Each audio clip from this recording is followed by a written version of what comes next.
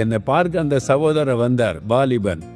நான் மரண படுக்கை, சின்ன வியாதி கிடையாது, தலைவலி காய்ச்சல் கிடையாது, கம்ப்ளீட்டா மரண படுக்கை, இருதயம் பல்ஜாகி இருக்கிற, மூச்சை விட முடியல, உயிர் போய்கொண்டு இருக்கிறது, காலை அசைக்க முடியாது, டெட் பெட்ல நான் இருக்கிறேன்.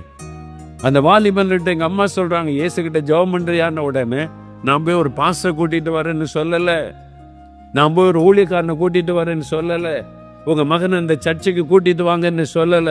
நான் ஜெபிக்கிறேன் எலியா, நான் ஜெபிக்கிறேன். அவர் ஜெபம் பண்ணும் போது எனக்கு அற்புதம் நடந்தது. நீங்க ஜெபம் பண்ண அற்புதம் நடக்கும்.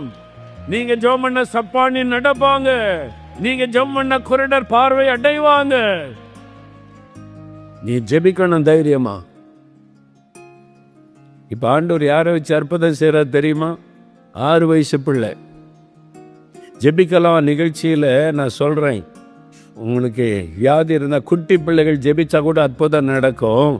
உங்க அம்மாவுக்கு சுகம் இல்லைன்னா நீ கை வைத்து அம்மாவுக்கு ஜெபம் பண்ணு, உங்க அப்பாவுக்கு ஜெபம் பண்ணு, உங்க வீட்டுல யாராவது வியாதியா இருந்தா நீ ஜெபம் பண்ணுன்னு சொல்லும் போது, ஒரு தாய் அவங்க கழுத்துல இவ்வளவு பெரிய கட்டி, தைராய்டு கட்டி பல வருஷமா இருக்குது, தண்ணி குடிக்க முடியாது, எச்சு விழுங்க முடியாத வலிக்கு இவ்வளவு பெரிய கட்டி.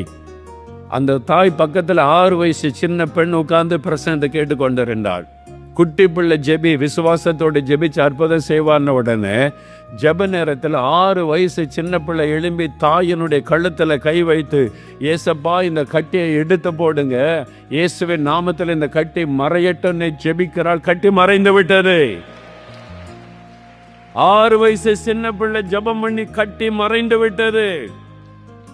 நீங்க எழும்பாட்டா இனி எல்கேஜி யூகேஜி படிக்கிற பிள்ளைகளை வச்சு தேவன் அற்புதம் செய்வார். நீங்கள் எழும்பாவிட்டால் ஸ்கூல்ல படிக்கிற ஏபிசிடி படிக்கிற பிள்ளைகளை வச்சு தேவன் தன் வல்லமை வெளிப்படுத்துவார்.